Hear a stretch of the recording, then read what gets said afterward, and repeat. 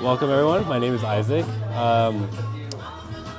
This is going to be like probably the first iteration of many videos to come in the future. I've met a lot of people in my time at chiropractic school. I'm a third-year chiropractic student. I'm in my intern year now, working with my dad. And like I said, I met a lot of people in my progress and my academic years at Life West in the Bay Area. And this is one of them. This is Sam. I'm gonna allow him to introduce himself. But this video and many videos to come is just to maybe to bring up guests, who are a really big inspiration in my life, or maybe that had a big influence in just the overall progress that I've made in school. I feel like I wouldn't have been able to been in this position without these said people. So go ahead and introduce yourself.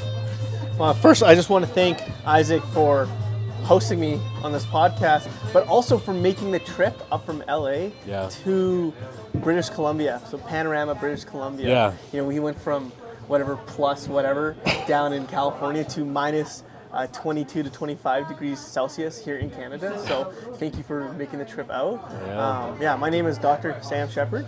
I recently graduated from Palmer West Chiropractic in December, and I just finished getting my licensing. So now I'm starting practice with my father, Dr. Jason Shepard, at Shephard Health on Kensington Road in Calgary, Alberta, Canada.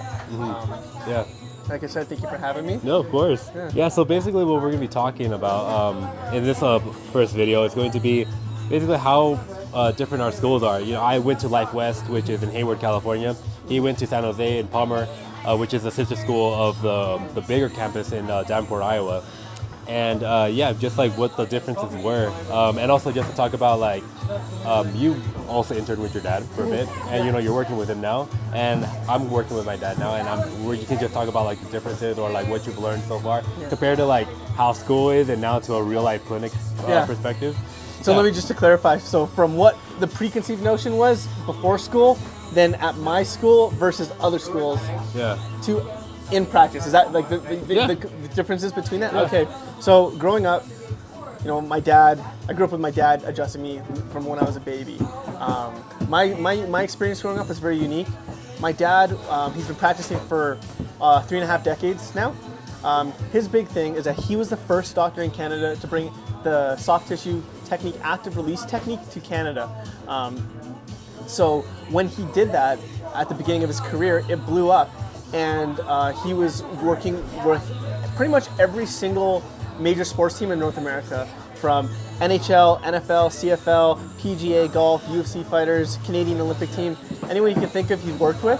So I grew up in a very high volume clinic that was occupied completely by athletes. So my entire life I was being exposed to athletes and athletic therapy and just treatment regarding that, right? Not necessarily, the general public, which there still was lots of, but that was what my notion of chiropractic was. It was very sports related.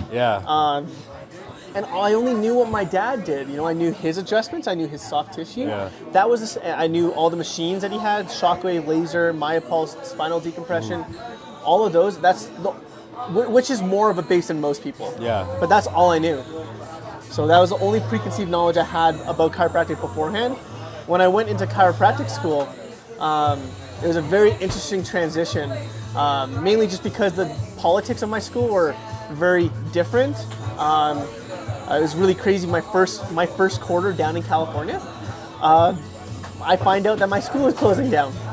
And that the quarter behind us, was the last quarter of new students. So it was like this weird, tight-knit family that was stuck in the same room for 3.5 years. It was just getting smaller and smaller, and the room was getting smaller and smaller and smaller. So it was a very interesting dynamic. And in that small, tight room kind of environment, there were many voices that spoke very loud. And it really showed, what it showed me was there were some really high points from my school that I how to conduct yourself as a chiropractor, as a doctor, as a leader, what kind of techniques. But it also showed me things that I didn't like as well. Like all things, it was very polarizing like that. There's a lot more. Initially, I wasn't super surprised by a lot of the stuff that I was learning at school. It just put things into context for what my dad was doing. But when I really started to learn the beautiful art of chiropractic was when I actually went to this seminar in my 7th quarter in Oakland at the Source, California, at Berkeley.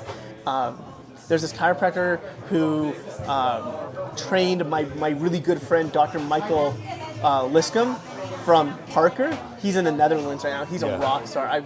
One day you'll get to meet him. Yeah, I'd love to. But he was actually the guy who encouraged me to go to chiropractic school a year early. So instead of finishing my kines degree, I decided to get my 90 credit hours and then go into chiropractic school. Yeah. And he was the one who really encouraged me to do that. But it was really crazy. That was probably like the first eye-opening adjustment I ever had. You know, when he was setting up on me, I remember he was like a quarter 8 or try 5 at Parker. And I remember he was so light, and I was thinking to myself, he's not gonna adjust me. I'm so stiff. No one at my school could adjust me. And he like blew up my sacrum, and I was like, where the hell did you learn this? Yeah. This is incredible. That was like, my dad is fantastic, but that was like a new paintbrush on like what chiropractic could be for me.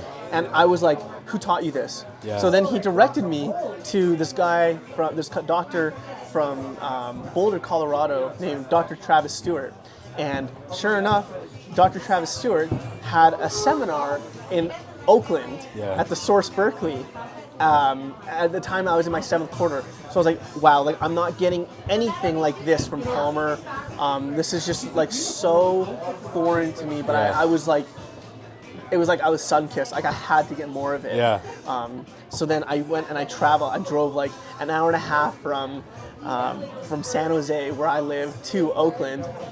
And I get there, and I've never been to a seminar before. And I find out that I am the only Palmer West student at this school. The rest was Life West students, the other chiropractic school. And I felt for some reason there's this weird like competitive rivalry that's like very like undertone like between these two schools, but I just don't really understand why. Yeah. But I felt like I was in enemy territory at the time, or what felt like that. And I was like, oh, like all these people, like I'm the only person from Palmer. I'm gonna stick out like a sore thumb. No one's gonna want to partner with me. Yeah. And I get there, but like Travis was so welcoming. And then that's when I met Isaac. And you want to tell him about how we met, like that initial? Oh, sure, yeah, go ahead. So I get in there and I'm like, I'm pretty charismatic, but I was a little bit timid. And Isaac comes up to me, he's like, hey man, what's your name? I'm like, oh, I'm Sam. He's like, I don't recognize you. Where are you from? I'm like, oh, I'm from Palmer. He's like, oh, I'm from Life West. I think at the time I was in my 7th quarter, so he was either quarter 3 or 4, something. You're about I'm pretty sure you're your 4th quarter or something maybe, like that. Maybe 4th or 5th, yeah. 4th or 5th quarter. I was like, oh, like this is awesome. And then we met, and then when it came down to the beginning of the lesson, the seminar, everyone was like super focused, super dialed in. Yeah. Travis is extremely intense, like in a really good way. Yeah. With like really staying focused and on agenda. Yeah. And as well as his team that was facilitating there as well, like Dr. Emily Murray and John Kuzichev, they just really created this environment that was like, okay, we're here to like get shit done. Yeah. Which is like, for like my background, was something that I really liked. I grew up in competitive downhill ski racing. I also grew up in competitive Muay Thai and kickboxing. So that level of discipline was like, it was already something I knew I liked, just because it's what I grew up with. And now how that's being translated into the chiropractic environment was like something that was like, wow, oh my God. The discipline from like my martial arts and my training to chiropractic, I didn't think that was like a thing. And anyways, I was like giddy inside. And the really great thing is everyone there was just as dialed in and they were just as disciplined. Yeah. So I was like, okay, I know I'm in the right place. Anyways, we go. Should I tell them about what Reagan said? Sure. So we go. I'm just, we're watching the demos, and I get a tap on my shoulder, and I go, I look behind, and there's this girl, her name's Reagan, super nice girl. Yeah. She comes up to me and she says, hey, I just want you to know that, everyone here is calling you Captain America. I was like, what are you talking about? And then I look over, and she goes, yeah, especially this guy, Isaac, that I met just a little bit earlier. He's like, that's America's ass. Well, you gotta keep in mind, all these doctors, all these seminars that we've gone to, it's very fitness and very physical heavy. And this was like no different, you know. We all came in with shorts or like athletic wear, and he came in with dress pants and a fitted like shirt, and I was like, "That's Captain America right there." Hilarious. And like at that moment, like we were in agreement that we were gonna be friends. Yeah, like it was just so unspoken. Yeah, because we partnered that day too. We partnered that day. We demoed in front of the entire seminar. Yeah, I think that was my first time ever delivering a mock thrust at in front of like 60 people. Yeah, that was pretty awesome. Yeah, but I remember that was such a transformative experience because of how welcoming Travis was, and more importantly, how welcoming the entire Life West community was. I felt like I was welcomed with like open arms without, you know, any acknowledgement of like what my badge or my crest, my school crest was. Yeah. And it was, you know, that was something that I was really longing for at my school because of the circumstances of my campus closing down. I really did not sense a great level of interconnected bond and camaraderie. Yeah. But here it was like a real family. Yeah. And I just got welcomed in, and it was like I got adopted. You know, they invited me to the Kairos Training Culture Club at their campus, so I'd get up at like 4 a.m. to drive over to Hayward from San Jose, and then I'd go and train with these guys in the morning before class, and then I'd drive back to school. Yeah. And then do my own class. But basically, this opened me up to the whole principled chiropractic and the bar of how it really pushed the bar up of how just incredible the adjustment can be, but also it brought awareness to like my own, you know, like my own integrity with my body and my own posture. Yeah. Something that I was completely blindsided to beforehand.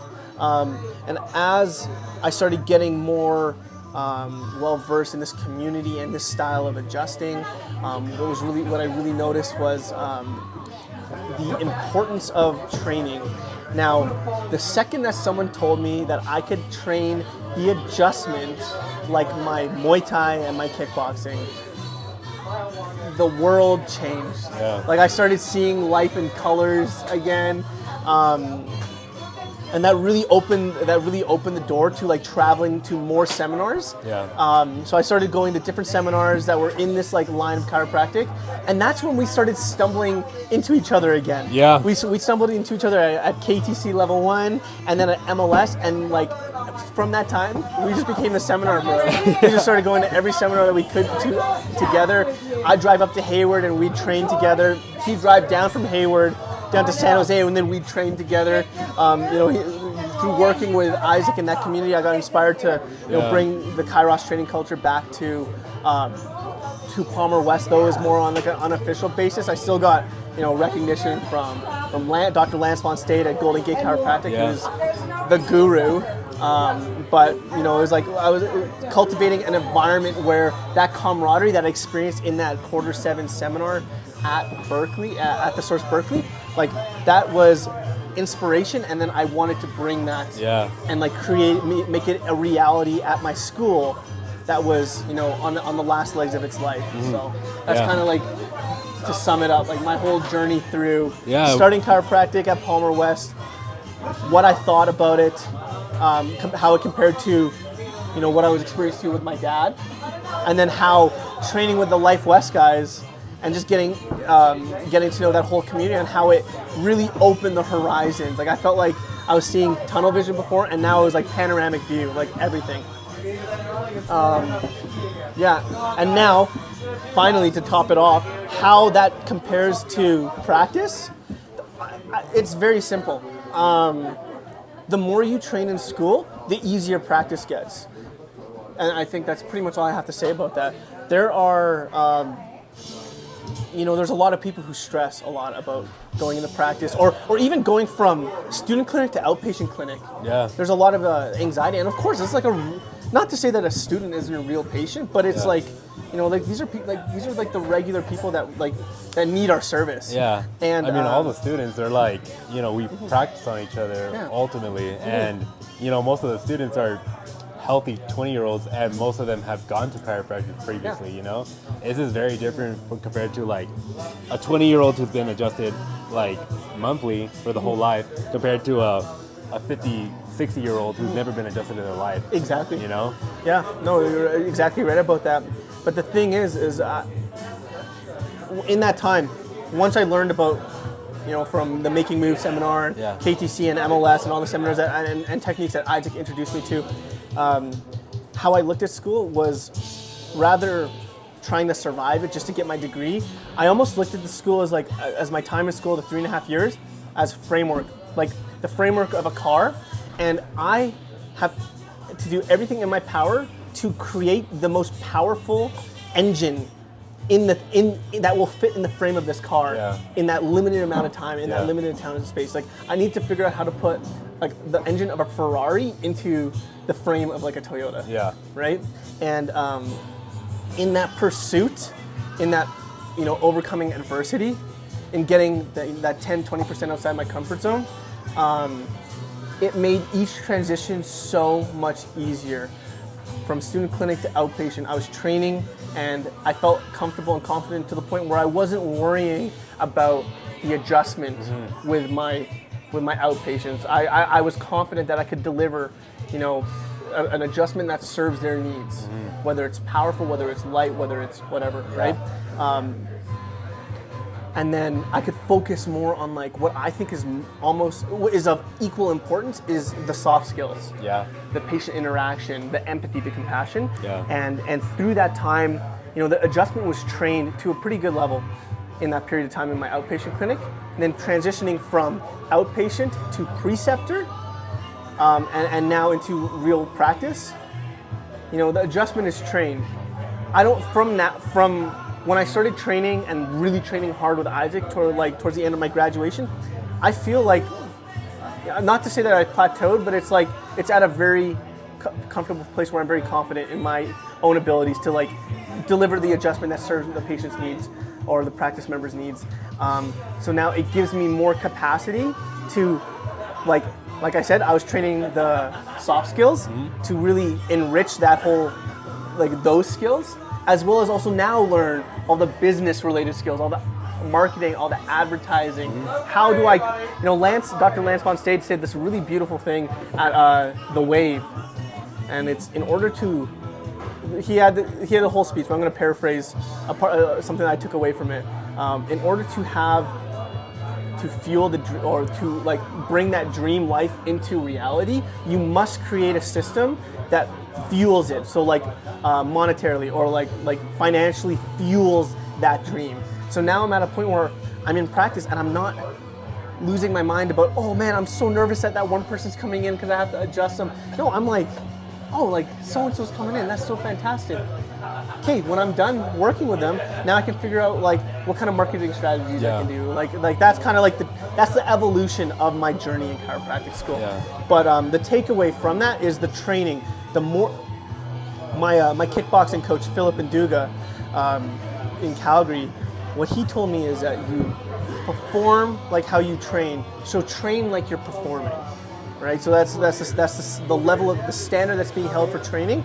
And when you hold yourself to that standard for training the adjustment or training the conversation skills or training the philosophy or training the science as well, it makes it so much easier on the tail end. You just coast through it. So that's kind of like my evolution of how I perceived chiropractic before, in, and then after school. So I hope that kind of sums that up. Oh yeah, that was great. Yeah, like there has been so much difference, I'll say. I will say like the really big differences between our schools. Like you mentioned it about like the first seminar you went to.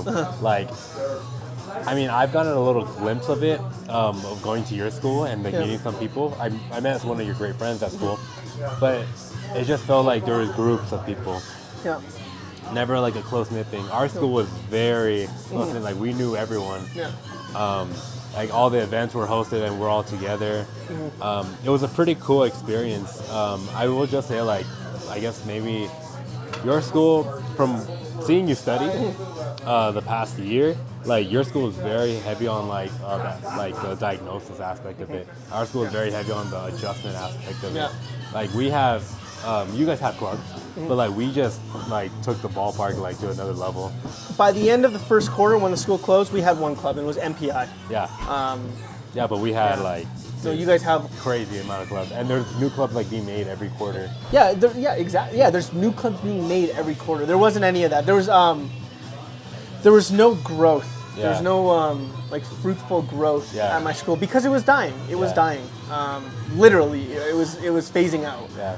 And what was like? I mean, for my experience, like I remember talking about this with my parents. Like I was in their bedroom. I was like, "What's the difference between going to like?" At the time, I didn't really know much of like schools. The only reason I knew I was going to go to chiropractic school was because of the seminar that I went with my dad in CalJam. Huge seminar in SoCal, which we should get to go. I got to learn so much of the philosophy. Now, my dad, he's a very philosophical person, but he never really dove deep in it with me. He would just tell me like, get adjusted. Don't like try to like make medicine the last resort that you can possibly can, because we do have that inner healing ability, and that's what a chiropractic is all about. But I was never exposed like directly like that way. And after that seminar, I was like, I have to go to a philosophical school. There is a school like 20 minutes from me, from my home, and I was like, is it Southern California University? Yeah, now it is. That's where my dad went, and he just gotten to see the progress, or like the degeneration of it, like the chiropractic degeneration of it, and he just so unfortunate, like he just sees like how far it is from the chiropractic truth, because it hosts not just chiropractic, it's a health science school, so it does acupuncture, I think DO maybe possibly. I was only at the campus once, and I was like, I really don't want to go. And my only other option, which I knew in my head, was in Georgia. I was about to go to LifeU, and I was like, that's crazy, but they hold the philosophy that I really want. As Dr. Jamal says, the Life University. The LifeU, exactly. So that's why I went to Life West, because I was like, they hold the philosophy. I got to meet the president, and my dad was like so impressed. Like, he holds the standard really high in terms of chiropractic philosophy. And he is like stronger, like steadfast with it. Like he holds on to it really, really hard. And that impressed my dad a lot. So he's like, all right, I'm sending my kid here. Now I just want to know what like your experience was, because of I think your dad, you wanted to keep his legacy, right? Because he went to Palmer West, right? Which it wasn't the same campus, right? It was a different campus. Yeah. So the original Palmer West campus was actually it was in Sunnyvale, California, and it was actually held at this place called the Good Shepherd High School. And what it was a little courtyard connected by 4 campuses, like little buildings. Yeah. And that's what the chiropractic school was. I remember my dad told me, he said he sold his house in Calgary, and then drove down when he was. When did my dad go to school? I think my dad went to school when he was like mid-20s. He goes and he comes and he pulls up to this little school, and he's like, "What the hell did I sign up for? Yeah. What on earth is this?"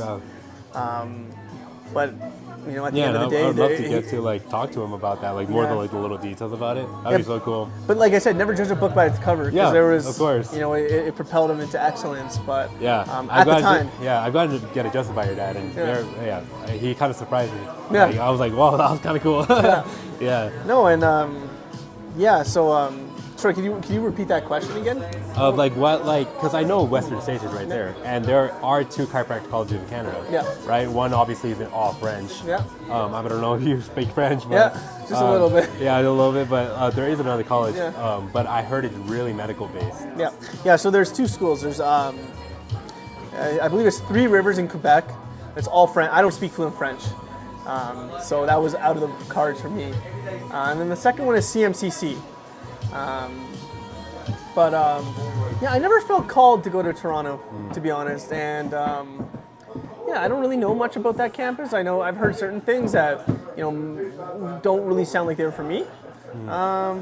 It just wasn't really there was not much of it was never an option for me. Yeah. Mainly just because it was like I wanted to follow my dad's footsteps. Yeah. My dad set some pretty big footsteps for chiropractic in Canada, and you know, I wanted to see how I measured. You know, Yeah. I wanted to put my medal on the line. You know, Yeah. test my grit as well. Yeah. So that's why I decided to go down to Palmer instead of, you know, at the time I actually really wanted to go to Western States because I love Portland, I love Oregon. I used to go train down at Mount Hood in the summers for ski racing. I just was like, wow, this is so gorgeous here. Yeah. But you know, like the scenery is one thing, but like the actual like, you know, the impact of the school is a completely different thing, and that had more gravity in my eyes. Yeah. So that's why I chose Palmer Yeah. instead. Yeah, you know, it's funny. There's a lot of things that, in hindsight, you think you'd change, but it's you become the way you are because of the choices you made. 100%. Right? 100%. Like, there are like a lot of the challenges where at the time, I'm sure you've had them. Like chiropractic school is no joke. I don't think a lot of people know that. Nope.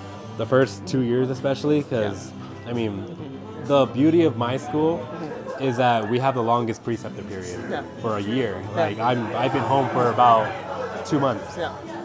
And for a whole year, I get to be up at home, and all the academics is pretty much done. So it's really heavy. And you have this same experience of waking up at 4 a.m. Yep. And then, like, I'm sure you still worked out, try to like maintain your fitness and physique. Yep. And then, you know, training as well for chiropractic adjustment. Sometimes, some mornings they're just like, damn, this is not fun. Yeah. No. But like in the long run, you're looking at it back now, you're like, it was all worth it. Yeah. No, it's what you make of it. Yeah. You know, if you want to just coast, if you just want to coast through school, that's fine. You'll get through school. Yeah. But you know, don't expect to be something great when you get out of school if you just coast. Exactly. You know, for me is, you know, I'm paying way too much to be down here. Yeah. There's not a single second that should be wasted right now, and you know what, there's part of me that hurt because it was like my social life hurt because I was getting up at 3 a.m. I was studying all my shit before my class, and then I'd go to class, right? And I'd do my schoolwork and I'd study, and then in between class I would train the adjustment, or I'd practice with, you know, train setups with, you know, some like-minded students. One in particular who really, actually there's a few in particular I just got to give a little shout out to, you know, like Dr. Thomas Fermor. Dude, he's a homie, so good. He's in the VA now. I suspect he will make some incredible waves in that area of the profession that really needs some what we have to offer, what he has to offer. Or Sofer, man. Dude came from Israel and he's just making a life down here, and he's such a good adjuster too. Yeah. And then finally, by the time, I guess he'll be graduating pretty soon, but Nick Charlton, man, he was like the go-to guy, like when always up, always down to practice at any time. So it was at any time I wasn't in school, I was training with these guys. And then after school, I would, on days, there's days where I would drive down to Hayward with Isaac, or Isaac would come drive down to see me, and we'd practice. Yeah. But also I was training on a professional Muay Thai team, the top Muay Thai team in North America. And so I had to go drive up to Dublin, Sacramento after school, which is like a 2-hour drive, hour-and-a-half drive. I would train for 3-4 hours and I'd drive an hour back. So it was like my schedule had no time for hanging out. Yeah. It was just work. And if I, for me, like I had to take into inventory what are my priorities? What fills my cup? The academics is my priority. Mm-hmm. What fills my cup is training, whether it's weightlifting, exercise, training the adjustment, and my martial arts. That's huge for me. I've been fighting for almost 2 decades now. That's just something that is like ingrained in who I am, and I need that time. It's like my alone time. I recharge when I'm exerting myself like that. Yeah. So that was unwavering. So what I saw is, I'm here for a few years. There's 2 things that either go. It's either social or sleep, and I need sleep. Yeah. So it was like those are the cards that I chose. And yeah, it was hard. It was hard. The early part of my time at Palmer, it was like, wow, like it's like there's no break. Yeah. But as I got through the hard academic stuff and I made it into clinic, when there's a little bit more flexibility, there are moments. That's when I was like, wow, like I gotta go train with these guys at Life West who like have that camaraderie. They inspired me with that camaraderie in the community. I was like, you know what? Who's to say I can't bring that to Palmer? Who's to say it has to be like desolate? Like, no, I'll bring what I can back to Palmer, and that's exactly what I did. Yeah. To the best of my ability, and I felt like in my last 6 months at Palmer, I really cultivated the dream community I always wanted with those close people. Yeah. Sorry, I was getting a little bit distracted about. We're in the ditch. What was it? You were talking about. What was the question? It was. I guess differences in school. Differences in school. Yeah. So, like I said, the big thing about that is Palmer was extremely focused on the academics. Statistically, Palmer grads from the West Campus, I don't know about the stats from the other Palmer campuses, do extremely well on the Canadian boards. And I'm practicing in Canada, so that was my priority, right? So priorities. Yeah. School. My priority was to build myself in a place where I could get through the Canadian boards with ease, which I'd say I think I did. But what really lacked was the adjustment. And now something that, for me, this is my own personal gripe. There was all this preaching on, how good like the technique we were learning at Palmer was, and I'm not taking anything away from my clinicians, because I had some of the best clinicians that just like trusted me, and they just saw my vision of health and wellness, and they gave me the freedom to pursue it. They weren't. There were some profs that were very cookie cutter and were very stubborn and closed-minded, but I had other ones that were like really like uplifted me when I needed that. You got to meet one of them, Dr. Martin. Yeah. She's a saint. She's a saint. Yeah, super cool. But I wasn't satisfied. I was like, there's more out there. Yeah. There's far more out there, and that's why that's when I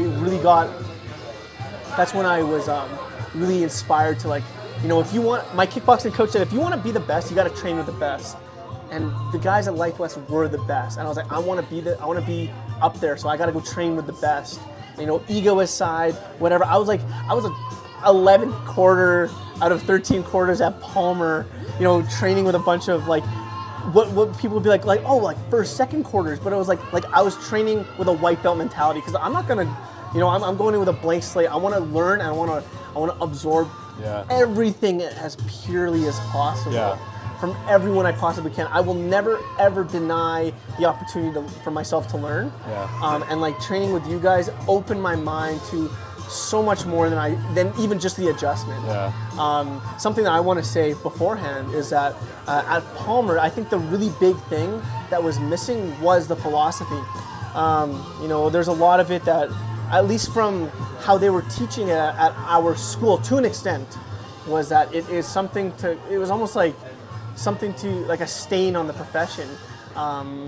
And from how I look at it, there are, like, everything, there's a pro and a con. And the negative, it was a very negative environment. There was a lot of kind of like fear-mongering to an extent with certain individuals.